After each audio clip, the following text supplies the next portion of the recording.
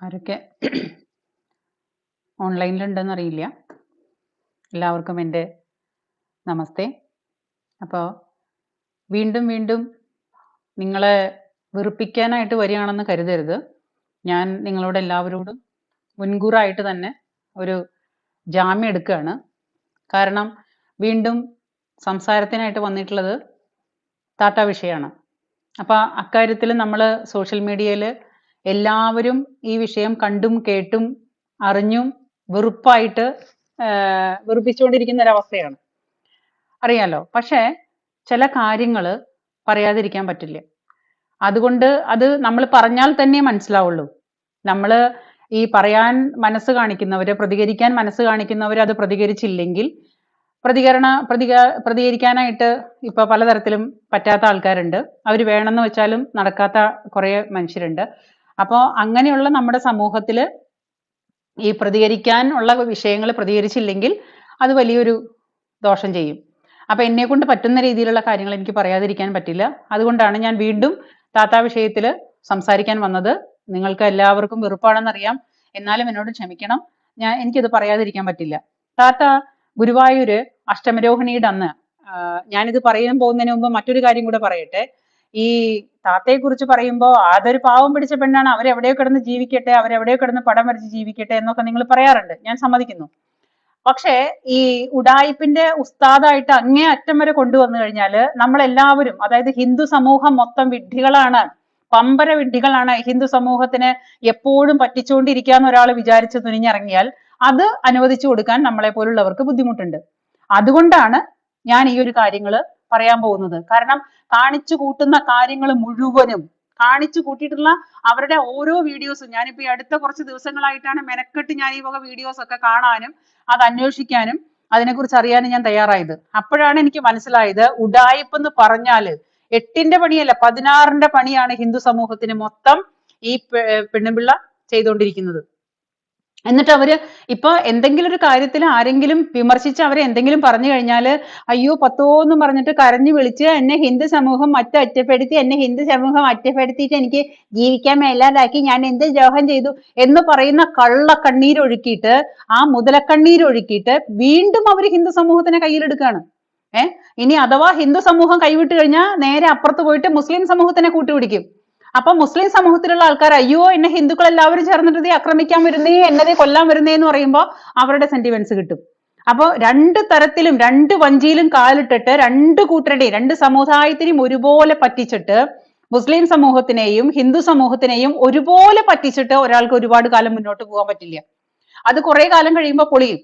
ആ പൊളിഞ്ഞ കാര്യങ്ങളാണ്, എനിക്ക് തോന്നിയ കാര്യങ്ങളാണ് ഞാൻ നിങ്ങളോട് തുറന്നു പറയാനായിട്ട് ഞാൻ ആഗ്രഹിക്കുന്നത്. അതിന്റെ ഒന്നാമത്തെ കാര്യം, ഇവര് അഷ്ടമരോഹിണിയുടെ അവിടെ അന്ന് ഗുരുവായൂർ അമ്പലത്തില് പൂഴി മണൽ വാരിയിട്ടാൽ താഴെ വീഴാത്തത്ര തിരക്കാണ്. ആ തിരക്കിനിടയിലും അവരുടെ വീഡിയോയ്ക്കടിയില് കമന്റ് ഇട്ട വ്യക്തിയെ കണ്ടുപിടിച്ചിട്ട് അവരുടെ നേരെ ആക്രോശിക്കുന്നതും പിന്നെ സംസാരിക്കുന്നതും, അവളുടെ കൂടെയുള്ള പിന്നെ ഒരു കൊഞ്ഞാളനുണ്ട്, ഒരു വേട്ടാവളിയൻ, ആ വേട്ടാവളിയൻ അടക്കം ഈ പറയുന്ന ഇവൾക്ക് വേണ്ടിയിട്ട് സപ്പോർട്ട് പറഞ്ഞിട്ട് അവിടെ വഴക്കുണ്ടാക്കുന്ന ഒരു വീഡിയോ നമ്മൾ കണ്ടു. ആ വീഡിയോ നിങ്ങളെ ഞാനൊന്ന് കാണിക്കാം. നിങ്ങൾ ആ വീഡിയോ ഒന്ന് കാണണം. ആ വീഡിയോ കാണുമ്പോൾ നിങ്ങൾ വെറുതെ കണ്ടാ പോരാ, ആ വീഡിയോയിൽ സംസാരിക്കുന്ന അവരുടെ ലാംഗ്വേജ് നിങ്ങൾ ശ്രദ്ധിക്കണം. എന്നിട്ട് ഞാൻ പറയാം, പ്ലീസ്.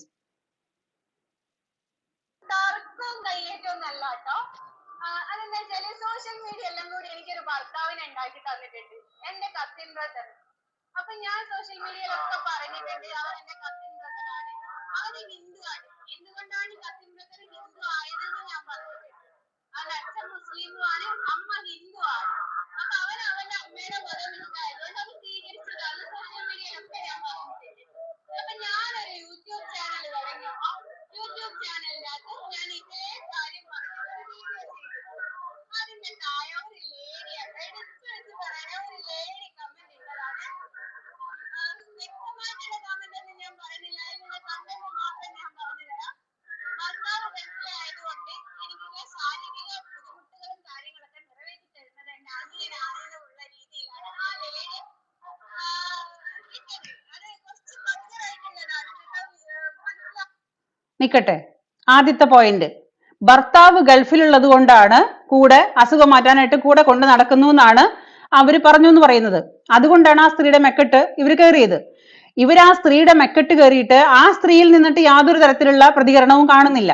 ഇവരും ഇവളും ഇവളുടെ കൂടെയുള്ളവനും ബാക്കി ഇവളുടെ കൂടെയുള്ളവന്റെ ഒരു തള്ളയുണ്ട്, അവളും കൂടിയിട്ട്, അതായത് ഇവർക്ക് ഇവരുടെ ഭാഷയ്ക്ക് സംസ്കാരം ഇല്ലെങ്കിൽ എന്റെ ഭാഷയ്ക്കും എനിക്ക് സംസ്കാരം കാണിക്കേണ്ട ആവശ്യമില്ല. അപ്പൊ ആ സംസ്കാരം തന്നെ ഞാൻ അവർക്കും കൊടുക്കുന്നുള്ളൂ. അപ്പോ ഇവരും ഇവരുടെ കൂടെയുള്ള സ്ത്രീയും ഈ പറയുന്ന കൊഞ്ഞാളനും കൂടിയിട്ട് ആ സ്ത്രീയുടെ മെക്കെട്ട് കയറുമ്പോ കൈ ചൂണ്ടിയിട്ടാണ് ആക്രോശിക്കുന്നത്. നിനക്ക് പെങ്ങളില്ലേ, നിനക്ക് ഇവളടക്കം ഈ താത്തയടക്കം നിങ്ങൾക്ക് പെങ്ങളില്ലേ, നിനക്ക് പെങ്ങളില്ലേ, നിനക്ക് വീട്ടിൽ നിന്ന്. അത് കഴിഞ്ഞിട്ട് ഇവളുടെ ഈ കൂടെ നടക്കുന്ന കിങ്കരനുണ്ടല്ലോ, ആ കിങ്കരൻ ഒരു ചെറുപ്പക്കാരനാണ്. ആ ചെറുപ്പക്കാരൻ കുറച്ച് പ്രായമായ ഒരു സ്ത്രീയാണ്. ആ സ്ത്രീയോട് എന്താ ചോദിക്കുന്നതെന്നറിയോ? നിന്റെ വീട്ടില് നിന്റെ വീട്ടിൽ അവള് നോട്ട് എ പോയിന്റ്, നിന്റെ വീട്ടില് നിന്റെ ആങ്ങളമാര് നിനക്ക് ഇങ്ങനെയാണോ ചെയ്തു തന്നുകൊണ്ടിരിക്കുന്നേ? അതായത് നമ്മുടെ ഭഗവാന്റെ ഗുരുവായൂർ അമ്പലത്തിന്റെ നടയിൽ വന്ന് നിന്നുകൊണ്ട് ഒരു സ്ത്രീ അവിടെ തൊഴാൻ വന്ന ഒരു ഭക്ത, നിങ്ങൾ ഈ കാര്യങ്ങളെ അത്ര ചെറുതായിട്ട് കാണരുത്. അവിടെ തൊഴാൻ വന്നിട്ടുള്ള ഒരു ഭക്ത, നമുക്കറിയാം ഗുരുവായൂർ അമ്പലത്തിൽ തൊഴാനായിട്ട് വന്നു കഴിഞ്ഞാൽ എത്ര സമയം നിന്നാലാണ് ഒരു പ്രാവശ്യം ഒരു ദർശനം കിട്ടുക. ഒരു സെക്കൻഡ് നേരത്തെ ദർശനത്തിന് വേണ്ടിയിട്ട് നമ്മൾ 6, 7, 8 മണിക്കൂർ വരിയിൽ നിന്ന് വ്രതമെടുത്ത് വരിയിൽ നിന്നിട്ടാണ് നമ്മൾ തൊഴാൻ വരുന്നത്. അങ്ങനെ വന്നിട്ടുള്ള ഒരു സ്ത്രീയെ ഇവളും ഇവളുടെ ഈ കുട്ടി കിങ്കരനും ആ കിങ്കരന്റെ തള്ളയും കൂടി ചേർന്നിട്ട് തേജോവധം ചെയ്യാണ്. എന്നിട്ട് ഇവൻ ആ സ്ത്രീയോട് ഉപയോഗിക്കുന്ന വാക്കാണ്, നിനക്കും നിന്റെ കുടുംബത്തെ ആങ്ങളമാര് നിനക്ക് ഈ പണിയാണ് ചെയ്തു തരുന്നതെങ്കിൽ ഞങ്ങൾ അങ്ങനെയല്ല എന്നാണ് അവൻ പറയുന്നത്. ഇത്രയ്ക്കും നീചമായ രീതിയിൽ കാര്യങ്ങൾ പറയാനായിട്ട് ഇവർക്ക്. അത് കഴിഞ്ഞിട്ട് ഇവന്റെ ആക്രോശം കൂടെ നിങ്ങൾ കേൾക്കണം.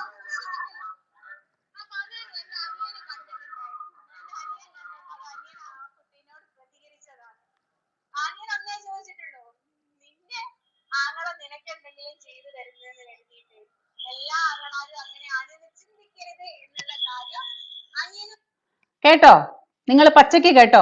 നിന്റെ ആങ്ങളമാര് നിന്റെ വീട്ടിൽ നിനക്ക് അങ്ങനെ ചെയ്തു തരുന്നുണ്ടെന്ന് കരുതിയിട്ട് എല്ലാ ആങ്ങളമാരും അങ്ങനെയല്ലെന്ന്. അത് താത്ത നേരിട്ട് പറയാണ്. താത്ത നേരിട്ട് പറഞ്ഞത് മാത്രല്ല, മറ്റേ ഒരു വഴക്കുണ്ട്. ആ വഴക്കിനകത്ത് അവൻ കൃത്യമായിട്ട് പറയുന്നുണ്ട്. അത് കഴിഞ്ഞിട്ട് അവനൊരു ചാവാലി തള്ളയുണ്ട്, അവന്റെ തള്ളയാണെന്ന് പറയുന്ന ഒരു ചാവാലി. ആ ചാവാലി തള്ളയും എന്താ പറയുന്നറിയോ? നീ പുറത്തേക്ക് ഇറങ്ങടി, നീ റോട്ടിലേക്ക് വാടി, നിനക്ക് ഞങ്ങൾ വെച്ചിട്ടുണ്ടടി. അതായത് ഇവരുടെ കൂടെ നടക്കുന്ന കിങ്കരനും എല്ലാവരും കൂടിയിട്ട് ആ സ്ത്രീയെ എടി വാടി പോടി ഇറങ്ങടി പിന്നെ എന്ന് പറയുന്ന ഒരു തരത്തിലുള്ള ബഹുമാനവും അർഹിക്കാത്ത, ഇത്രയും വലിയൊരു യൂട്യൂബർ ആണല്ലോ ഇവള്. ഈ യൂട്യൂബർ ആയിരുന്ന ഈ സാധനം പറയുന്ന വാക്കുകള് ആ സ്ത്രീയെ എടി പോടി വാടി നീ പുറത്തേക്ക് ഇറങ്ങടി ചെയ്യടി എന്നാണ്. ശരി, ഇവള് തന്നെ പറയുന്നുണ്ട് ഇവൾക്ക് ഒരു ആങ്ങളയുണ്ടെന്നുള്ളത്. ആങ്ങളയാണ് നിന്റെ കൂടെ നടക്കുന്നത്, ആങ്ങളയാണ്, ഞാൻ സമ്മതിക്കുന്നു, ഞാൻ സമ്മതിച്ചു തരുന്ന വിഷയമാണ്. ശരി, ഈ ആങ്ങളെയും പെങ്ങളും കൂടിയിട്ട് അവിടെ സംസാരിക്കുമ്പോ ആങ്ങളെയും പെങ്ങളും കൂടിയിട്ട് എപ്പോഴെങ്കിലും കല്യാണം കഴിച്ച് കണ്ടിട്ടുണ്ടോ നിങ്ങള്? എപ്പോഴെങ്കിലും നിങ്ങൾ നമ്മുടെ കുടുംബത്തെ ആങ്ങള പെങ്ങന്മാര് തമ്മിൽ കല്യാണം കഴിച്ച് കണ്ടിട്ടുണ്ടോ? അപ്പോ ഈ സ്ത്രീ അവിടെ വഴക്ക് കൂടുമ്പോഴ് ഈ സ്ത്രീ പറയുന്ന ഇവന്റെ ആ കൂടെ നടക്കുന്ന ആ ചെറുക്കന്റെ അമ്മ എന്ന് പറയുന്ന ആ ചാവാലി തള്ള പറയുന്ന വെല്ലുവിളിക്കുന്ന ഒരു വാക്കുണ്ട്, നിങ്ങൾ എല്ലാവരും കേട്ട് കാണുമെന്ന് വിചാരിക്കുന്നു. ആ സ്ത്രീ എന്താ പറയുന്നത് അറിയാം? വേണ്ടി വന്നെങ്കിൽ എന്റെ മോനെ കെട്ടിച്ചു കൊടുക്കടി, ഞാൻ വേണ്ടി വന്നാൽ എന്റെ മോനെ കെട്ടിച്ചു കൊടുക്കടി, ഞാൻ അവൾക്ക് എന്റെ മോനെ ഞാൻ കെട്ടിച്ചു കൊടുക്കടി എന്ന് 3-4 ആവർത്തി അവരവിടെ വെച്ച് പറയുന്നുണ്ട്. എങ്ങനെയാണ് പിന്നെ കൂട്ടരെ ഈ ആങ്ങള പെങ്ങളെ കല്യാണം കഴിക്കുന്നത്? അപ്പൊ നിങ്ങൾക്ക് അപ്പൊ കാണുമ്പോ ആങ്ങള, പിന്നെ കാണുമ്പോ വേണമെങ്കിൽ ഭർത്താവ്. ഇതെന്തോന്നാണിത്?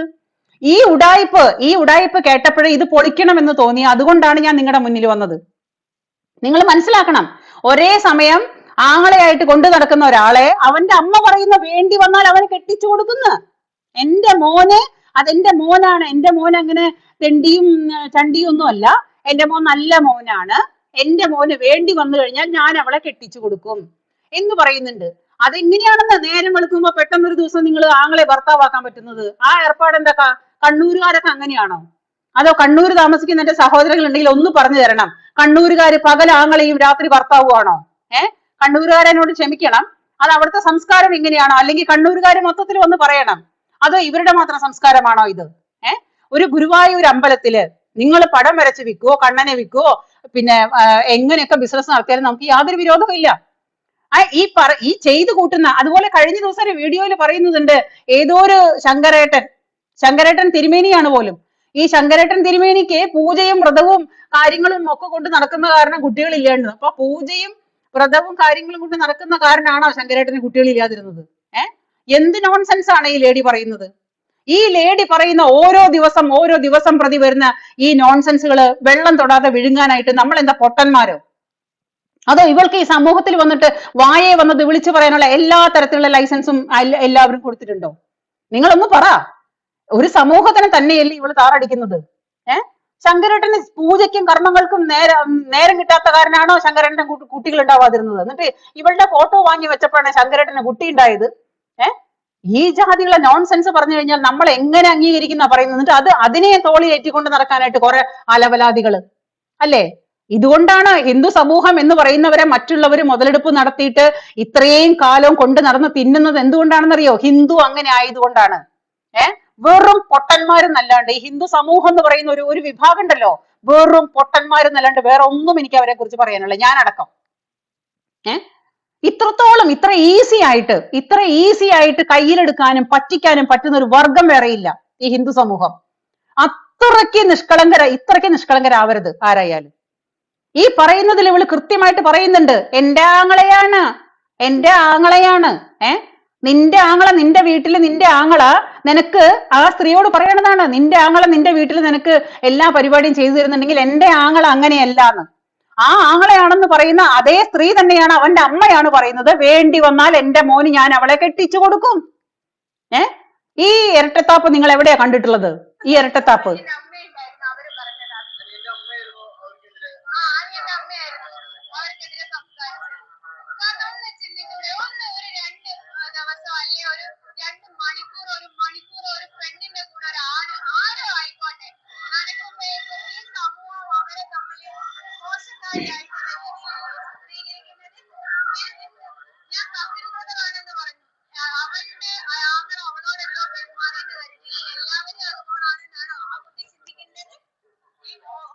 അവളുടെ ആങ്ങള, ആ കമന്റ് ഇട്ട സ്ത്രീയുടെ ആങ്ങള അവരോട് ഇതേപോലത്തെ തോന്നിവാസം കാണിച്ചത് കൊണ്ടാണ് അത്ര ഇവളോട് അങ്ങനെ സംസാരിക്കാൻ വന്നത്.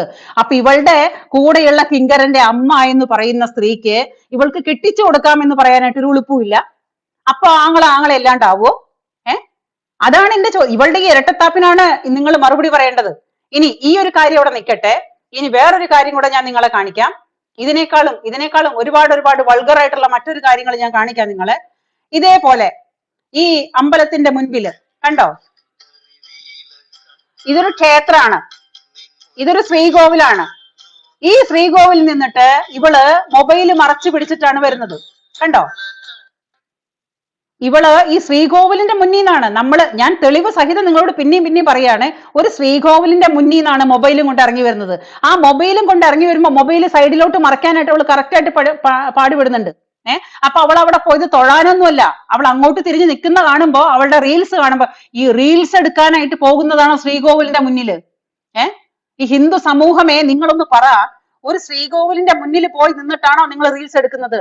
നിങ്ങൾക്ക് ആ ശ്രീകോവിലിന്റെയും അവിടെ ഇരിക്കുന്ന വിഗ്രഹത്തിന്റെയും പരിശുദ്ധി അല്ലെങ്കിൽ അതിന്റെ മൂല്യം എത്രത്തോളം ആണെന്ന് മനസ്സിലാവണമെങ്കിൽ നിങ്ങൾ അതിനെക്കുറിച്ച് മനസ്സിലാക്കണം.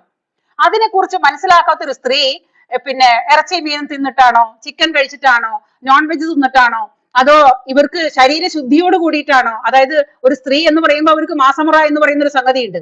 അപ്പൊ ഒരു ഹിന്ദു സമൂഹം മാസമുറ ഇപ്പോഴും മാറിയിരിക്കുന്ന ഒരു കോവിലിൽ നമ്മൾ മാസമുറ ഉള്ള സമയത്ത് സ്ത്രീകൾ പോവാറില്ല. അപ്പൊ അതിന് പോലും ഇവൾക്ക് ആ ശ്രീകോവിലിനോടും ആ അമ്പലത്തിനോടും ആ ക്ഷേത്രത്തിനോടും അതിനോടുള്ള ബഹുമാനവും വിശ്വാസവും ഉണ്ടെങ്കിൽ ഒരു ശ്രീകോവിലിന്റെ മുന്നിൽ പോയി നിന്നിട്ട് ഈ ജാതി തോന്നിവാസങ്ങൾ കാണിക്കാൻ തയ്യാറാവൂ? ഒരു ശ്രീകോവിലിന്റെ മുന്നിൽ നിന്നാണ് അവൾ ഇറങ്ങി വരുന്നത്. എന്നിട്ട് ആരോ കണ്ടു എന്ന് കാണുമ്പോ അറിയാത്ത പോലെ ഇങ്ങനെ തൊടയമ്മ താളം തട്ടുക, കള്ളത്തരം. അപ്പൊ മൊബൈല് മറച്ചു പിടിച്ചിട്ട് മൊബൈലും കൊണ്ടുപോയിട്ട് പുറകിൽ നിന്ന് നോക്കുമ്പോ അവള് ദൈവത്തിനോട് സങ്കടങ്ങൾ പറയുന്ന പോലെ നമുക്ക് നോക്കുമ്പോ നമുക്ക് തോന്നുന്നത് അവള് ശ്രീകോവിലിന്റെ മുന്നിൽ പോയിട്ട് ദൈവത്തിനോട് അവളുടെ മനസ്സ് തുറന്ന് തൊഴുതിട്ട് അവള് വരുന്നു. അത് കഴിഞ്ഞിട്ട് ഇങ്ങോട്ട് തിരിയുമ്പോ കയ്യിൽ ഫോണാണ്. ഫോൺ അപ്പൊ വേഗം സൈഡിലോട്ട് പിടിക്കുന്നു. ആ ഫോൺ സൈഡിലോട്ട് പിടിച്ചിട്ട് തൊടയും ഇങ്ങനെ താളം തട്ടിക്കൊണ്ട് കള്ളത്തരം കാണിച്ചിട്ട് ഇറങ്ങിപ്പോവുക. അത് ഒരു കാര്യം, അത് നിങ്ങൾ കണ്ടതല്ലേ. ഇനി അടുത്തത്, എനിക്ക് തോന്നുന്ന കുറച്ച് കാര്യങ്ങൾ എനിക്ക് പറയാതിരിക്കാൻ പറ്റില്ല, അതുകൊണ്ടാണ് ഞാൻ നിങ്ങളോട് പറയുന്നത്. ഇനി അടുത്ത വീഡിയോ നോക്ക്. ഇത് ഇത് ഗുരുവായൂർ ശാന്തിക്കാരനാണെന്ന് തോന്നുന്നു, എനിക്കറിയില്ല, ഞാൻ ഇന്നുവരെ ഇയാളെ കണ്ടിട്ടില്ല. ഞാനൊരു ഹിന്ദുവാണ്, ഞാനൊരു നായർ ഹിന്ദു തറവാട്ടിൽ ജനിച്ച ഞാനൊരു ഹിന്ദു സ്ത്രീയാണ്. ഞാൻ ഇന്നുവരെ ഈ ഗുരുവായൂർ അമ്പലത്തിലെ മേൽശാന്തിയാണോ ആരാണോ അറിയില്ല, ഈ മഹത് വ്യക്തി ഞാൻ കണ്ടിട്ടില്ല. ഞാൻ കാണാൻ ശ്രമിക്കാൻ പോയിട്ട് നമുക്ക് ആർക്കും കാണാനായിട്ട് സമയവും കിട്ടാറില്ല. അവര് സമ്മതിക്കാറുമില്ല. കാരണം തൊഴാൻ തന്നെ ചെന്ന് കഴിഞ്ഞാൽ ആട്ടി വിടുന്നൊരവസ്ഥയാണ്. ഈ ഗുരുവായൂർ ദേവസ്വം എന്ന് പറഞ്ഞ ഗുരുവായൂർ അമ്പലത്തിൽ നമ്മൾ വല്ലപ്പോഴും ഒരിക്കൽ ഒന്ന് കാണാൻ, ഭഗവാനെ കാണാൻ ചെന്ന് കഴിഞ്ഞാൽ നമ്മളെ അവിടുന്ന് ആട്ടി വിടുന്നൊരവസ്ഥയാണ്. പോ പോ പോ എന്ന് പറഞ്ഞിട്ട് ആട്ടലാണ്. വഴിയിൽ നിൽക്കുമ്പോൾ പോലും നിങ്ങൾ മര്യാദയ്ക്ക് നിന്നില്ലെങ്കിൽ നിങ്ങൾക്ക് ആട്ട് കിട്ടും. സെക്യൂരിറ്റിയുടെ വായിലിരിക്കുന്ന തെറി കേൾക്കേണ്ടി വരും. അങ്ങനെ ഭയങ്കര റൂഡായിട്ട് പെരുമാറുന്ന ഒരു ക്ഷേത്രമാണ് ഗുരുവായൂർ ക്ഷേത്രത്തിലെ ജീവനക്കാരും അവിടെയുള്ള ദേവസ്വം ബോർഡും. അത്രയ്ക്ക് ക്രൂവലാണ് അവരുടെ സ്വഭാവം.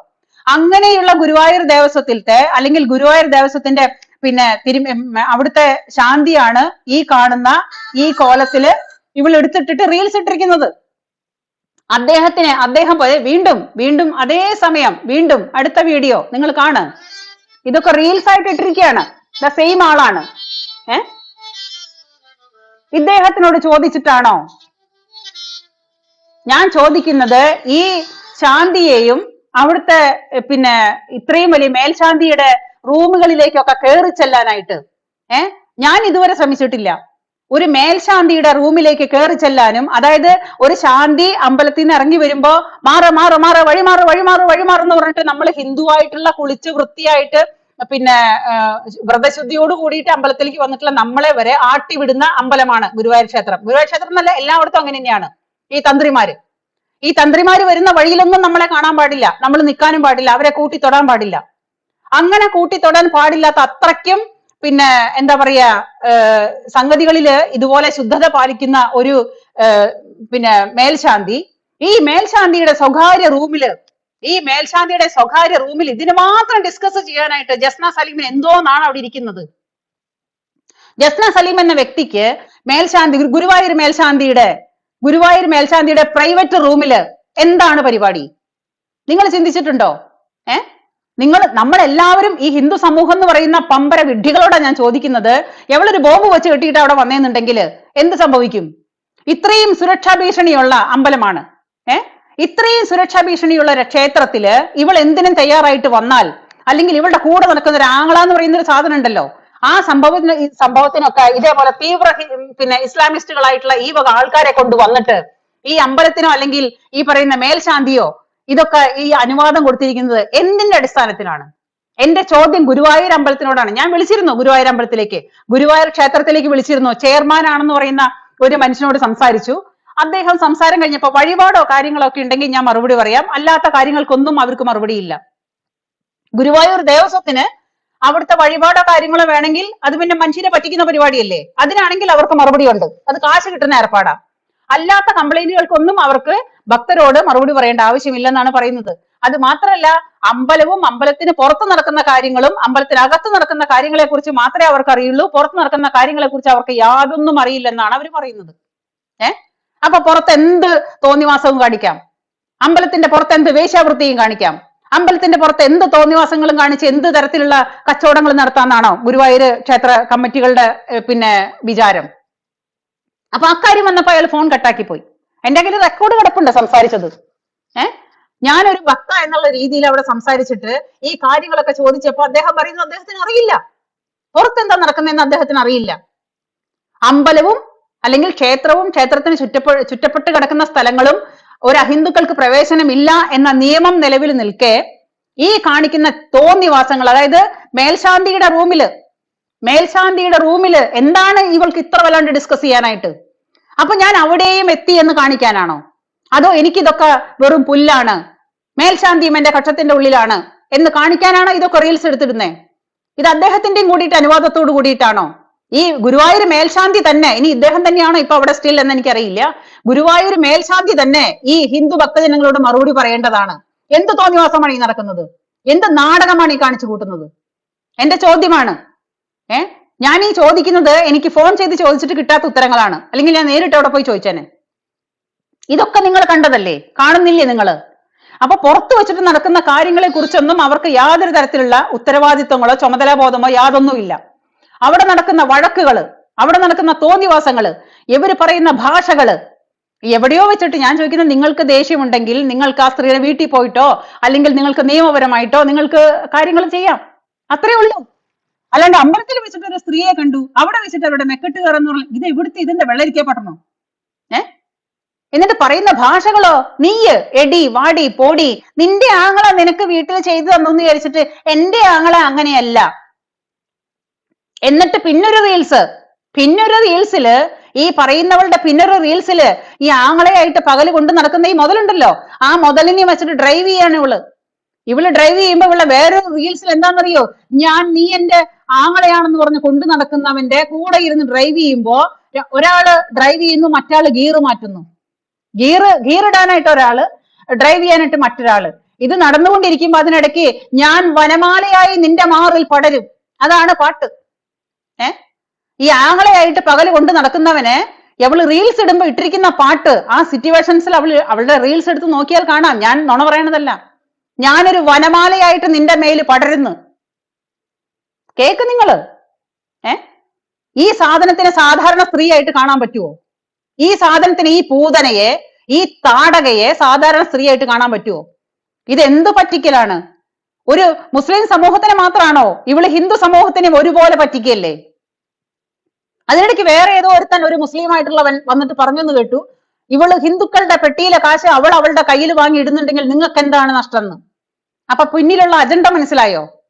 ഹിന്ദുക്കളുടെ, അതായത് പമ്പര വിഡ്ഢികളായ ഹിന്ദുക്കളുടെ കയ്യിലുള്ള പോക്കറ്റിലുള്ള പൈസ അവളുടെ പോക്കറ്റിലാക്കുന്നുണ്ടെങ്കിൽ അത് അവളുടെ ബുദ്ധി എന്നാണ് പറയുന്നത്. ഒരു മുസ്ലിം ചെറുപ്പക്കാരൻ ലൈവിൽ വന്നിട്ടാ പറയുന്നത്, ഈ പറയുന്ന പമ്പര വിഡ്ഢികളായ ഹിന്ദുക്കളുടെ കയ്യിലെ പൈസ അവളുടെ പോക്കറ്റിൽ അവൾ വരുത്തുന്നുണ്ടെങ്കിൽ അത് അവളുടെ കഴിവ്. അപ്പൊ നമ്മൾ ആരായി? ഓരോ ദിവസവും എനിക്ക് ഓരോരോ വീഡിയോസും കാണുമ്പോൾ അതിന് മുമ്പ് പറയുന്നുണ്ട് ഇവൾക്കൊരു ഭർത്താവുണ്ട്. അത് കഴിഞ്ഞിട്ട് പിന്നൊരു റീൽസ് ഞാൻ കണ്ടതാണ്, എന്റെ ഭർത്താവ് എന്ന് പറയുന്ന ഒരു റീൽസിന്റെ ഹെഡ്ലൈൻ കൊടുത്തിട്ട് എന്റെ ഭർത്താവ്, അതായത് എന്റെ ഭർത്താവ് എന്ന് പറയുന്ന ആള് എന്ന് പറയുമ്പോ ഞാൻ വെറുതെ അത് ക്ലിക്ക് ചെയ്ത് നോക്കിയപ്പോൾ അതിനകത്ത് കാണുന്നത് ഈ ചെറുപ്പക്കാരനെയാണ്. ഈ കൂടെ ഗുരുവായൂർ പ്രശ്നം ഉണ്ടാക്കിയ അവനാണ് കൂടെ, ബഷീർ എന്ന് പറയുന്ന ഒരുത്തനാണ്. അരുൺ ബഷീർ. യെസ്, അരുൺ ബഷീർ. ഈ അരുൺ ബഷീറിനെ ഇവള് തൊട്ടടുത്തിരുത്തിയിട്ട് ഇവള് പറയാണ്, നിങ്ങൾ എല്ലാവരും എന്നെ സോഷ്യൽ മീഡിയ എനിക്ക് എല്ലാവരും കൂടിയിട്ട് എനിക്ക് ഉണ്ടാക്കി തന്ന ഒരാള് ഭർത്താവ് എന്ന് പറയുന്ന ആളാണ് ഈ ഇരിക്കുന്നത്. ഇതെന്റെ ഭർത്താവല്ല, ഇതെന്റെ ഭർത്താവല്ല, ഇതെനിക്ക് ഭർത്താവായിട്ടുള്ള ആളല്ല, ഇതെനിക്ക് കൂടെ നടക്കുന്ന വേറൊരാളാണ്. എന്റെ ഭർത്താവ് എന്ന് പറയുന്ന എന്റെ ഇക്ക ദുബായിലാണ്. എന്റെ പൊന്നിക്ക, ഈ പറയുന്ന ഈ താത്തയുടെ എവിടെയോ കിടക്കുന്ന ഒരു ഭർത്താവ് എന്ന് പറയുന്ന ഒരുത്തൻ ഗൾഫിലുണ്ടെന്നോ ദുബായിലുണ്ടെന്നോ എവിടെയോ ഉണ്ടെന്ന് പറയുന്നുണ്ട്. എന്റെ പൊന്ന് ചങ്ങാതി, നിങ്ങൾ മനുഷ്യനാണെന്നുണ്ടെങ്കിൽ, മൂക്ക് കിഴിപ്പിട്ടുള്ള മനുഷ്യനാണെങ്കിൽ ഒന്ന് തല കാണിക്ക്. എന്നിട്ട് ഇവളുടെ ഭർത്താവാണെന്ന് വന്നിട്ട് ഒന്ന് ഭൂമിയിലേക്ക് ഇറങ്ങി വന്നിട്ടൊന്ന് പറ. ഇത് ദേവലോകത്തിരിക്കുന്ന ഏതോ ഒരു അലവലാതി എവിടെയാണ് കിടക്കുന്നുള്ള രീതിയിൽ കുറെ കാലമായിട്ട് ഞങ്ങൾ ഇവളുടെ ഭർത്താവ് എന്നുള്ള രീതിയിൽ ഒരുത്തനെ കേൾക്കുന്നു. എന്റെ ഇക്ക അങ്ങ് ദുബായിലാണ്. എന്റെ ഇക്ക ദുബായിലാ. ഈ ഇക്ക ഒരു കാലത്ത് ഞാൻ ചോദിക്കുന്ന ഒരു സ്ത്രീയുടെ പേരിൽ ഇതുപോലുള്ള ഇതേ ആവശ്യത്തിനും അല്ലാത്തപ്പോഴും അതിര് കടന്നിട്ടും അല്ലാത്തപ്പോഴും ഒരുപാട് സൈബർ ആക്രമണം ഉണ്ടായി. ഇവളെ എല്ലാവരും കൂടെ ഒറ്റപ്പെടുത്തി എന്ന് പറയുന്നു, ഇവളെ കണ്ണീരിലാഴ്ത്തി എന്ന് പറയുന്നു, ഇവള് കരഞ്ഞുകൊണ്ട് ഇവള് നിലവിളിച്ചുകൊണ്ട് ഓടുന്നു, ഇവള് ആത്മഹത്യ ചെയ്യുന്നു, ഇവള് രണ്ടാമത് ആത്മഹത്യ ചെയ്യുന്നു. ഈ അരുൺ ബഷീർ എന്ന് പറയുന്ന ചെറുപ്പക്കാരനെ കൂടെ ഇരുത്തിയിട്ട് ഇവള് പറയാണ്, എനിക്ക് ഈ ലോകത്ത് ആരോടും കടപ്പാടില്ല, ഇവനോട് മാത്രമേ കടപ്പാടുള്ളൂ. കാരണം ഞാൻ 2 പ്രാവശ്യം ഞാൻ ചാവാൻ നോക്കിയപ്പോഴും എനിക്ക് ഇവനാണ് വന്നിട്ട് എന്നെ രക്ഷിച്ചത്. അപ്പൊ എന്റെ ജീവന് മൊത്തം കടപ്പാട് ഇവനോടാണ്. എനിക്കൊരു ഇക്കുണ്ട്, എന്റെ ഭർത്താവുണ്ട്, എന്റെ ഭർത്താവ് എന്ന് പറയുന്ന ഒരുത്തനുണ്ട്, ഓൻ അവിടെ ദുബായിലാണ്. അതിപ്പം ആർക്ക് വേണമെങ്കിലും പറയാലോ. എനിക്കൊരു ഭർത്താവുണ്ട്, ദുബായിലാണ്, വേറൊരു ഭർത്താവുണ്ട്, ഗൾഫിലാണ്, മറ്റൊരു ഭർത്താവുണ്ട്, അമേരിക്കയിലാണ്, വേറൊരു ഭർത്താവുണ്ട്, പിന്നെ ലണ്ടനിലാണെന്ന്, എങ്ങനെയൊക്കെ വേണമെങ്കിൽ എന്ത് വേണമെങ്കിലും പറയാം, അതാർക്കും പറയാം. പക്ഷെ ഇത്രത്തോളം ആത്മഹത്യ നാടകങ്ങൾ മുഴുവനും നടത്തിയിട്ട് ഇവള് ആത്മഹത്യ ഇങ്ങനെ മുട്ടുമ്പോ ആത്മഹത്യ ചെയ്യുന്ന ആളാണ് ഇവള്. ഈ മുട്ടുമ്പോ ഇവള് ഈ വിറ്റാമിൻസിന്റെ മരുന്നുകൾ എടുത്തു കഴിച്ചിട്ട് ആത്മഹത്യക്ക് ശ്രമിക്കുമ്പോ ഒരു പ്രാവശ്യമെങ്കിലും എന്റെ പൊന്നിക്ക, ഇവളുടെ ഭർത്താവ് എന്ന് പറയുന്ന ഇക്ക, നിങ്ങളൊന്ന് തല കാണിക്കേ, ഞങ്ങളൊന്ന് കണ്ട് നിർവൃതി അടയട്ടെ ഇവളുടെ ഭർത്താവ് ആരാന്ന്. ഇവളുടെ ഭർത്താവോ ഭർത്താവിന്റെ വീട്ടുകാരോ അല്ലെങ്കിൽ അങ്ങനെ ആരെങ്കിലും ഉണ്ടെങ്കിൽ ദയവ് ചെയ്തിട്ട് ഒന്ന് തല കാണിക്ക്. അല്ലെങ്കിൽ ഈ ജാതി പൊള്ളത്തരങ്ങൾ പറഞ്ഞിട്ട് ഈ ജനങ്ങളെ പറ്റിക്കുമ്പോ പമ്പര വിഡ്ഢികളായ മനുഷ്യരെ നിങ്ങളൊന്നും ചിന്തിക്ക്, ഇതെന്താണ് ഈ സാധനം എന്നുള്ളത്. ഈ സാധനം എന്താണ്? നിങ്ങളെ എല്ലാവരും, അതായത് ഇവരുടെ കൂടെ നടക്കുന്ന ഈ പറയുന്ന കച്ചവടത്തില് KS ചിത്ര, നരേന്ദ്രമോദി, സുരേഷ് ഗോപി, പിന്നെ ജയസൂര്യ, കുഞ്ചാക്കോ ബോബൻ, പിന്നെ സിദ്ദിഖ്, അങ്ങനെ മോഹൻലാല്, അങ്ങനെ മമ്മൂട്ടി, ഞാൻ പറഞ്ഞില്ലേ, സർവേതര സ്റ്റാറുകളും എവളുടെ ഫാനാണ്. എല്ലാവരും എവളുടെ ഫാനാണ്. ഒരു സമൂഹത്തെ മുഴുവനും കിടന്നിട്ട് ഇങ്ങനെ പറ്റിച്ചുകൊണ്ടിരിക്കുന്ന ഈ ചാവാലിയുടെ ഫാനാണ് ഇത്രയും വലിയ താരനിരകൾ മുഴുവനും. ഇത്രയും മനുഷ്യരോട് മുഴുവനും ആത്മവഞ്ചന കാണിക്കുന്ന ഈ കുലദ്രോഹി, ഈ കുലദ്രോഹിക്ക് സത്യം എന്താണെന്നോ, ധർമ്മം എന്താണെന്നോ, നീതി എന്താണെന്നോ, ന്യായം എന്താണെന്നോ അറിയാവോ? ഒരു ക്ഷേത്രത്തിന്റെ തിരുനടയിൽ വന്നിട്ടാണ് പറയുന്നത്, എടി നിന്റെ ആങ്ങള നിന്റെ വീട്ടിൽ നിനക്ക് മറ്റേ പരിപാടി ചെയ്തു തരുന്നുണ്ടെങ്കിൽ എന്റെ ആങ്ങള അങ്ങനെയല്ലടി. പച്ചക്കാണ് വിളിക്കുന്നത്, പച്ചക്കാണ് തെറി വിളിക്കുന്നത്. അവളുടെ ആങ്ങള കയ്യോങ്ങുന്നു തല്ലാനായിട്ട്. ഈ ആങ്ങളുടെ അമ്മ എന്ന് പറയുന്നവന് പറയുന്നു, എന്റെ മോളെ വേണ്ടി വന്നാൽ ഞാൻ അവന് കെട്ടിച്ചു കൊടുക്കൂടി. ലൈവായിട്ടാണ് പറയുന്നത്, ഞാൻ ഉണ്ടാക്കിയ കഥയല്ല. ഒരു അമ്പലത്തിന്റെ മുൻപിൽ വന്നിട്ടാണ് ഈ പറയുന്നത്, നിങ്ങൾക്ക് എന്തെങ്കിലും തരത്തിലുള്ള മാനസിക വിഷമം ഉണ്ടായിട്ടുണ്ടെങ്കിൽ അതിന് പോകാനുള്ള സ്റ്റേഷനുണ്ട്, കോടതിയുണ്ട്, പല കാര്യങ്ങളുണ്ട്. അല്ലാണ്ട് നിങ്ങൾ ആ ഗുരുവായൂർ അമ്പല നടയിൽ നിന്നിട്ട് ഫോൺ എടുത്ത് തോണ്ടിക്കൊണ്ട് അയ്യോ ഇതാണ് ഈ കമന്റ് ആണ് എന്ന് യവനും ഇവളുടെ കൂടെ നടക്കുന്ന കൊഞ്ഞാളനും കൂടിയിട്ട് തപ്പിപ്പിടിച്ചിട്ട് മറ്റൊരു സ്ത്രീയുടെ നേരെ കയ്യൂക്ക് ചെയ്യാനായിട്ട്, അല്ലെങ്കിൽ എന്താ പറയാ, അവരെ തല്ലാൻ ചെല്ലാനായിട്ട് ഇവർക്ക് ആരാ അധികാരം കൊടുത്തത്? ഈ സാംസ്കാരിക നായകന്മാരെ മുഴുവനും കാണുന്നുണ്ടല്ലോ ഈ തോന്നിവാസം, ഇല്ലേ? ഇവൾക്ക് ഈ സ്ഥാനം കൊടുത്ത ഇത്രയും തലപ്പത്തിരിക്കുന്ന മുകളിൽ ഇരിക്കുന്ന ആൾക്കാരാണല്ലോ ഇവളെ താങ്ങിക്കൊണ്ട് നടന്നിരുന്നത്. അവളുടെ പ്രവൃത്തിയാണ് കണ്ടത്. അമ്മയ്ക്ക് വീടില്ലാണ്ട്, അമ്മയ്ക്കും അച്ഛനും അമ്മയ്ക്കും വീടില്ലാണ്ട് വീടുണ്ടാക്കി കൊടുക്കാൻ വേണ്ടിയിട്ടുള്ള തത്രപ്പാടിലാണ് താത്ത. ഈ വീടുണ്ടാക്കി കൊടുക്കാനായിട്ട് നോക്കുമ്പം അമ്മയ്ക്ക് ഫോണാണ് സമ്മാനം മേടിച്ച് പ്രസന്റേഷൻ, എന്താ ബർത്ത്ഡേക്ക് പ്രസന്റ് മേടിച്ച് കൊണ്ട കൊടുക്കുന്നത് ഫോണാണ് അമ്മയ്ക്ക്. അപ്പൊ അമ്മയുടെ കയ്യിൽ ഒരു ഫോൺ ഉണ്ട്, അത് കേടുവന്നു. അപ്പൊ മോള് വേറെ ഫോൺ മേടിച്ചു കൊണ്ട് കൊടുക്കുകയാണ് അമ്മയ്ക്ക്. അപ്പൊ ഉമ്മ അത് കണ്ടുകൊണ്ട് ഇങ്ങനെ പൊട്ടിത്തെറിച്ച് നിന്നുകൊണ്ട് നോക്കുമ്പം ഉമ്മാനെ കാണുമ്പോഴേ ഉമ്മ 10 പവന്റെ മാല ഇട്ടിട്ടാ നിൽക്കുന്നത്. ഏറ്റവും അടിയില് അടിവയറ് വരെ ഉറക്കത്തില് 10 പവന്റെ മാല ഇട്ടുകൊണ്ടാണ് ഉമ്മ നിൽക്കുന്നത്. വീടുണ്ടാക്കാൻ പൈസ ഇല്ല, ഉമ്മക്ക് വീടില്ല, ഉപ്പാക്കും വീടില്ല, വീടുണ്ടാക്കാനുള്ള നെട്ടോട്ടത്തിലാ. നമ്മുടെ സുരേഷ് ഗോപി സാറ് ലൈവായിട്ട് പറയുന്നത് ഞാൻ കേട്ടതാ. ഈ നമ്മുടെ നാട്ടില് ഹിന്ദുക്കളെ അടച്ചുറപ്പില്ലാണ്ടും ഒരു നേരത്തെ കഞ്ഞിക്ക് വകയില്ലാണ്ടും അരപ്പട്ടിണിക്കാരായിട്ട് ഹിന്ദു സമൂഹം മൊത്തം കിടന്ന് കഷ്ടപ്പെടുമ്പോ ഇതേപോലത്തെ ചാവാലികളെ വലിച്ചോണ്ട് പോയിട്ട് നമ്മുടെ നേതാക്കന്മാരും മന്ത്രിമാരും പിന്നെ താരനിരകളിലുള്ളവരും പ്രധാനപ്പെട്ടവരും സാംസ്കാരിക നായകന്മാരും മുഴുവനും ഈ ജാതി പേക്കോലം തുള്ളുമ്പോഴേ എനിക്കൊക്കെ ഇവരോടൊക്കെ വെറും പുച്ഛം മാത്രം. ഉറപ്പാണ് എനിക്ക് നിങ്ങളെ പോലുള്ളവരോട്, അറപ്പ്. ഈ ജാതി ചാവാലികൾക്ക് വേണ്ടിയിട്ട് ഇവൾക്ക് വേണ്ടിയിട്ട് ഇവളുടെ ഉപ്പാക്കും ഉമ്മാക്കും വീടുണ്ടാക്കി കൊടുക്കാനാന്ന് പറഞ്ഞിട്ട് നിങ്ങൾ ഇത്രയും പരസ്യം ചെയ്തിട്ട് നടക്കുന്നുണ്ടല്ലോ. എനിക്ക് നിങ്ങളോടൊക്കെ വെറും പുച്ഛമാണ് തോന്നുന്നത്. നിങ്ങളൊക്കെ മനസ്സിലിട്ട് ആരാധിച്ച് ബഹുമാനിച്ച് കൊണ്ട് നടക്കുന്ന അരപ്പട്ടണിക്കാരായിട്ടുള്ള ഹിന്ദു സമൂഹമുണ്ട് ഇവിടെ. ഒരു നേരത്തെ ആഹാരത്തിന് വഴിയില്ലാണ്ട്, ഒരു യൂണിഫോമിന് പാകില്ലാണ്ട്, കണ്ണടച്ച് നേരെ കിടക്കാനായിട്ട് ഒരു വീടില്ലാണ്ട് കഷ്ടപ്പെടുന്ന ഒരു ഹിന്ദു സമൂഹമുണ്ട് ഇവിടെ. അവർക്ക് വേണ്ടിയിട്ട് നിങ്ങൾ യജ്ഞിക്ക്, അവര് നിങ്ങളുടെ കൂടെ കാണും. അല്ലാണ്ട് ഈ വക വർഗങ്ങളൊന്നും നിങ്ങളുടെ കൂടെ കാണില്ല, ഉറപ്പുള്ള കാര്യമാണ്. അത്രയും ദേഷ്യത്തോടു കൂടിയിട്ട് തന്നെ ഞാൻ പറയുന്നത്. എനിക്ക് ആരെന്നെ എങ്ങനെ വിചാരിച്ചാലും എനിക്ക് പ്രശ്നമില്ല, കണ്ട കാര്യങ്ങൾ തന്നെ ഞാൻ പറയുന്നത്. ഇനി അതിന്റെ പേരിൽ നിങ്ങൾ എന്നെ തൂക്കിക്കൊല്ലാൻ വിധിയുന്നുണ്ടെങ്കിൽ ഞാൻ അതങ്ങ് സഹിച്ചോളാം, പ്രശ്നമൊന്നുമില്ല. പക്ഷെ ഏത് സാംസ്കാരിക നായകന്മാരായാലും ശരി, അത് സുരേഷ് ഗോപി അടക്കം അദ്ദേഹം കൂടെ ശ്രദ്ധിക്കണം. ഇതേപോലുള്ള തോന്നിവാസങ്ങള് സഹിക്കാൻ പറ്റാത്തോണ്ടാ പറയുന്നത്. അതൊന്നും നിങ്ങൾക്ക് കാണില്ല.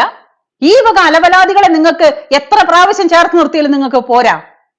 എന്താണ് ഇതിന്റെ ഒരു മീനിങ്? എന്താണ് ഇവർക്ക് എന്തിന്റെ കുറവുണ്ടായിട്ടാണ്?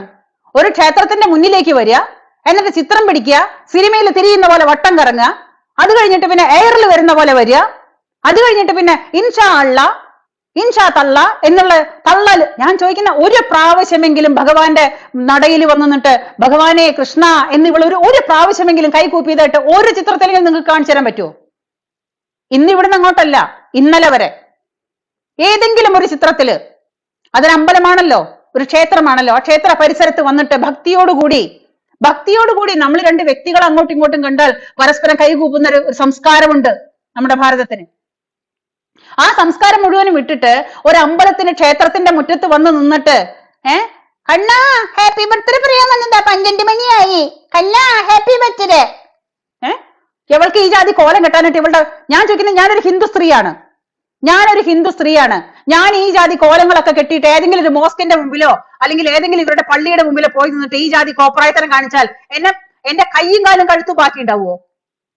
എന്താണ് നിങ്ങൾ എല്ലാവരും കൂടിയിട്ട് ഇങ്ങനെ പറയുമ്പോ വർഗീയത പറയാന്ന് പറയുന്നില്ലേ? വർഗീയത എന്താ വൺ വേ ട്രാഫിക് ആണോ വർഗീയത? എന്താ ഹിന്ദുവിന് വർഗീയത വേണ്ടേ? നിങ്ങൾക്ക് മാത്രം മതിയോ വർഗീയത? ജമാഅത്തെ ഇസ്ലാമിക്കും ഇവിടുത്തെ തീവ്ര സംഘടനകൾക്ക് മാത്രം മതിയോ വർഗീയത? എന്താ ഹിന്ദുവിന് പറ്റില്ലേ? നിങ്ങളൊന്ന് പറയേ. നിങ്ങൾ ഏതെങ്കിലും പള്ളിയുടെ മുമ്പിൽ വന്ന് നിന്നിട്ട് ഞാൻ ഈ ജാതി കോപ്രായങ്ങൾ കാണിക്കാനും റീൽസ് എടുക്കാനും ഞാൻ വരിക. നിങ്ങളുടെ പള്ളിയുടെ മുമ്പിൽ പെണ്ണുങ്ങൾക്ക് കടക്കാൻ പറ്റില്ല. അത് മാത്രമല്ല, പെണ്ണുങ്ങൾക്ക് നേരെ വഴിക്ക് പള്ളിയുടെ നേരെ മുന്നിലൂടെ കയറി വരാൻ പോലും പറ്റില്ല. ആ സ്ഥാനത്ത് ഞാൻ വന്ന് നിന്നിട്ട് ഈ ജാതി കോപ്രായങ്ങൾ റീൽസ് എടുക്കാനും ഞാനും വരാൻ പോവുക. എന്റെ കഴുത്തും എന്റെ കയ്യും എന്റെ കാലും ഒക്കെ, അതായത് ഇടത്തെ കയ്യെ വെട്ടണമെന്നുണ്ടെങ്കിൽ വലത്തെ കാല് വെട്ടണം, വലത്തെ കാല വെട്ടണമെന്നുണ്ടെങ്കിൽ ഇടത്തെ കൈ വെട്ടണം. നേരെ ഓപ്പോസിറ്റ് ആണ് ഖുർആൻ പഠിപ്പിച്ചു വെച്ചിരിക്കുന്നത്. അങ്ങനെ ചെയ്യുന്ന മനുഷ്യര് കഴുത്ത് വെട്ടിക്കളയും എന്റെ. പിന്നെ എങ്ങനെയാണ് ഒരു ക്ഷേത്രത്തിന്റെ പരിസരത്ത്, ക്ഷേത്രമാണോ പള്ളിയാണോ അല്ലെങ്കിൽ മോസ്ക് ആണോ എന്നുള്ളതല്ല ചോദ്യം, അതൊരു പരിശുദ്ധിയുടെ, ഒരു മതത്തിന്റെ അല്ലെങ്കിൽ ഒരു ആരാധനയുടെ ഒരു ഘടകമല്ലേ ക്ഷേത്രങ്ങളും പള്ളികളും മോസ്കുകളൊക്കെ? അതിന്റെ മുന്നിൽ വന്ന് നിന്നിട്ട് ഇൻഷാ അള്ളാ എന്നും പറഞ്ഞിട്ട് ഒരു വാക്ക് കൊണ്ട് പടച്ചവനല്ലാണ്ട് ഇൻഷാ അള്ളയല്ലാണ്ട് ഇവളുടെ വായേന്ന് കണ്ണാ കണ്ണാ കണ്ണാന്ന് ഇവളെ ഏതാണ്ട് പറയണ കേട്ടതൊന്ന് അപ്പുറത്തെ വീട്ടിലത്തെ ചെക്കനെ വിളിക്കുന്ന പോലെ ഇവള് കണ്ണനെ വിളിക്കുന്നത്. തൊട്ടപ്പുറത്തെ വീട്ടിലെ ചെക്കന്റെ കൂടെ എന്നിട്ട് ഇവള് പൂർണ്ണമായിട്ട് ശയിക്കുന്നത് കണ്ണന്റെ കൂടെ. നീ പൂർണ്ണമായിട്ട് ശയിക്കുന്നുണ്ടെങ്കിലേ നിന്റെ മുതലെടുപ്പിന് വേണ്ടിയിട്ടാണ്.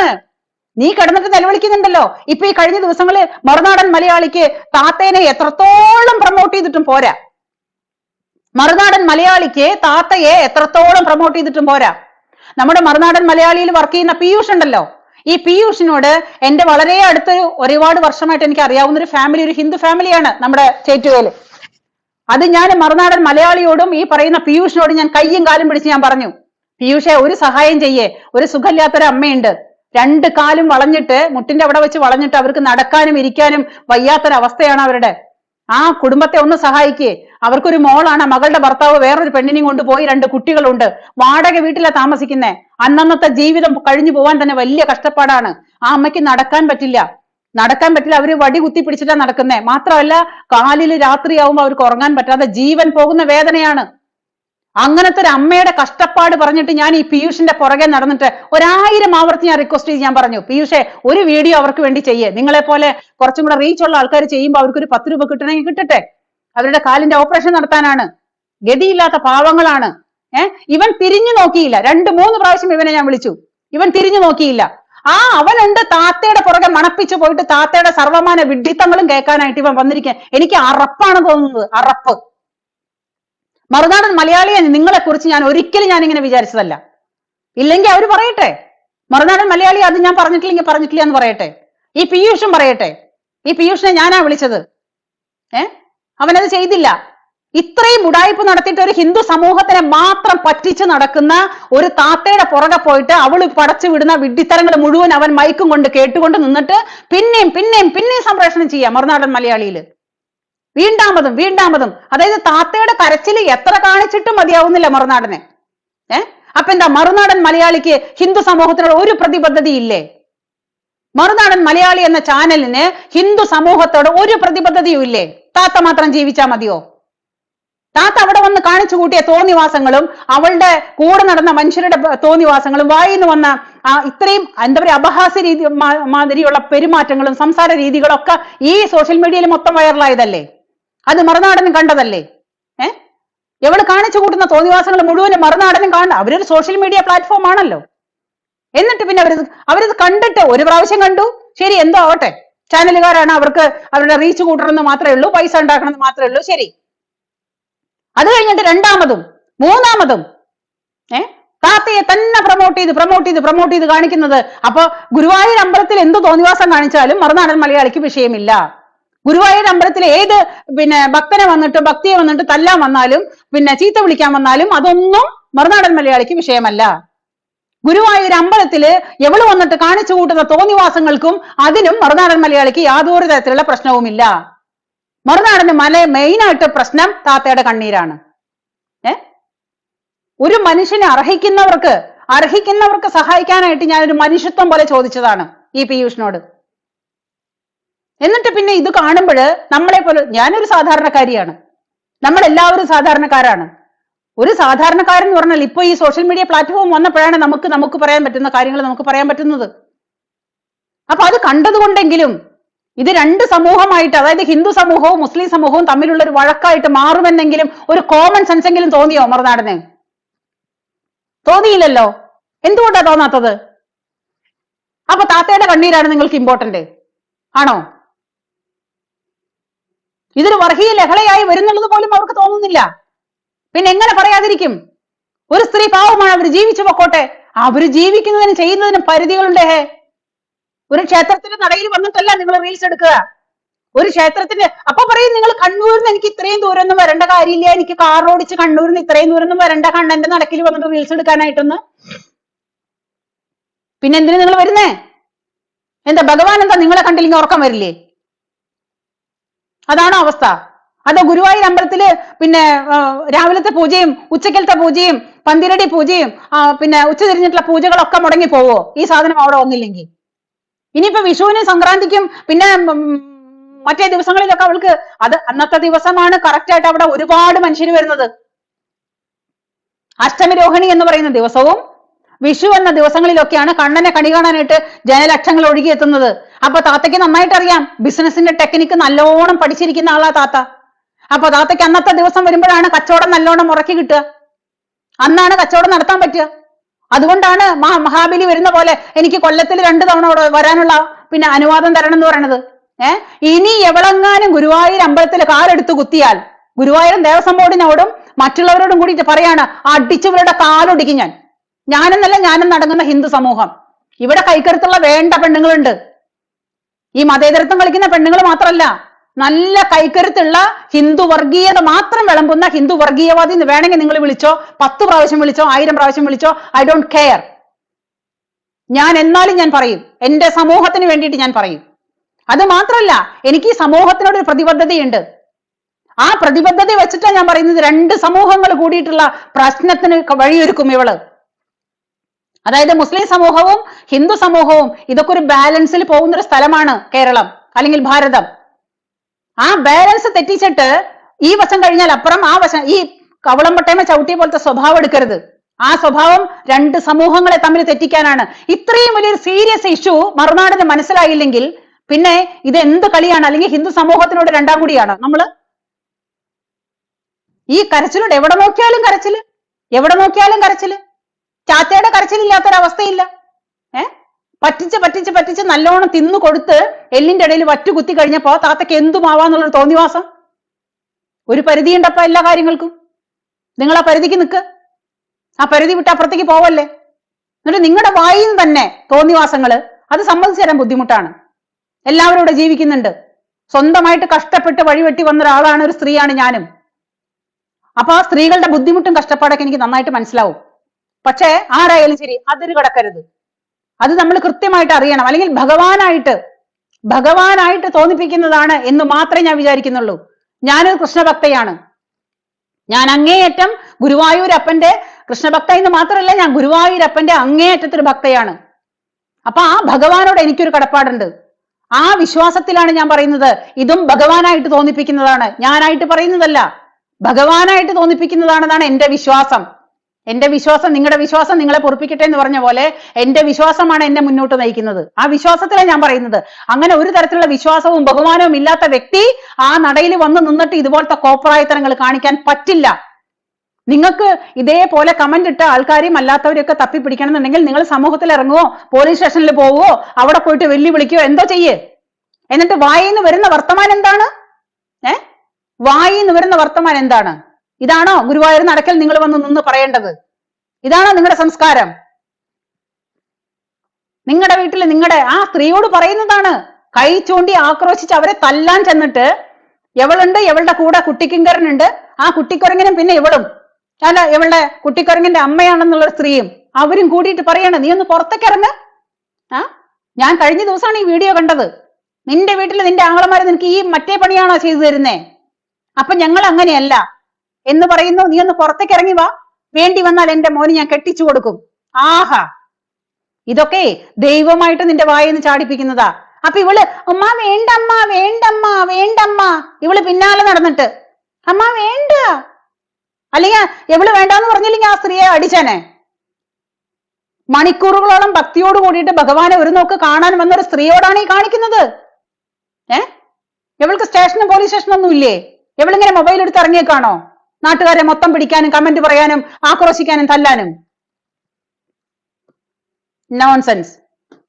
ഇത് സാധാരണക്കാര് മതേതരന്മാർ അവിടെ ഇരുന്നോട്ടെ, അത് ഒരു വഴിക്ക് കിട്ടുമ്പോ ശരിക്ക് കിട്ടുമ്പോ പഠിച്ചോളും. അല്ലാത്തവന്മാര് മനസ്സിലാക്കണം ഇവളുടെ ഈ ഇരട്ടത്താപ്പും ഈ രണ്ട് സമൂഹങ്ങളെ കൂട്ടി തെറ്റിക്കുന്നുള്ള ഈ പരിപാടികളും. അത് നമ്മൾ മനസ്സിലാക്കിയില്ലെങ്കിൽ വലിയൊരു പ്രശ്നമാണ് ഈ നമ്മുടെ സമൂഹത്തിൽ അരങ്ങേറാൻ പോകുന്നത്. എനിക്കത് നിങ്ങളോട് തോന്നി, അല്ലെങ്കിൽ ഭഗവാൻ എന്നെ കൊണ്ട് പറയിപ്പിക്കുന്നു എന്നാണ് ഞാൻ വിശ്വസിക്കുന്നത്.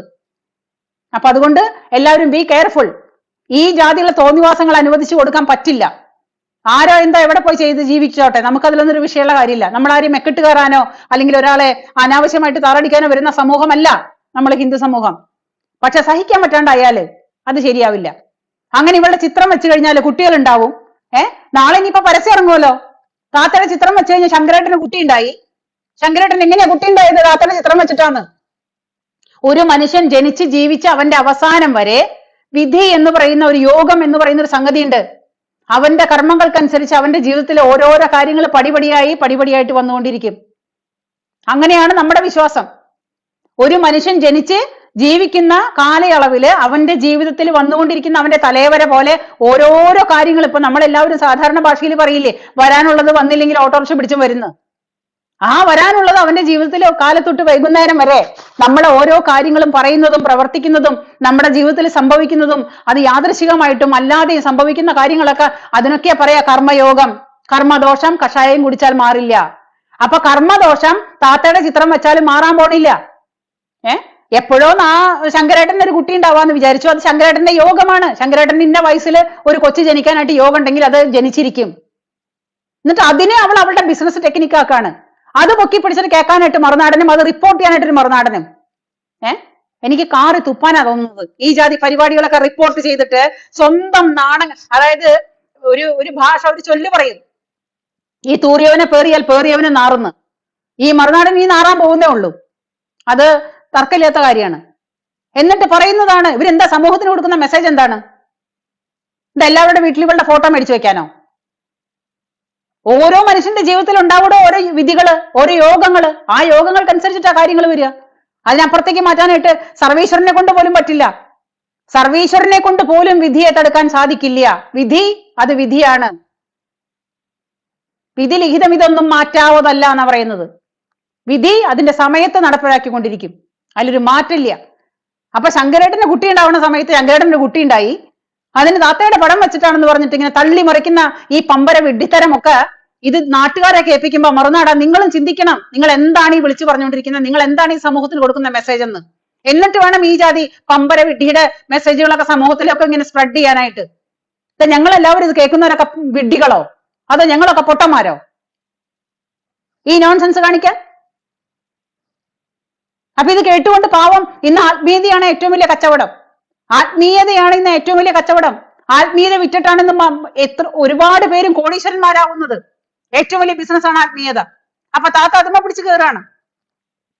താത്തയുടെ പിക്ചർ വെച്ചാൽ കുട്ടി ഉണ്ടാവും, താത്തയുടെ പിക്ചർ വെച്ചാൽ ജോലി കിട്ടും, താത്തയുടെ പിക്ചർ വെച്ചാൽ കല്യാണം കഴിയും. ഇനി ഇവിടുന്ന് അങ്ങോട്ട് തുടങ്ങാലോ. ഹിന്ദു പൊട്ടന്മാര് തയ്യാറല്ലേ?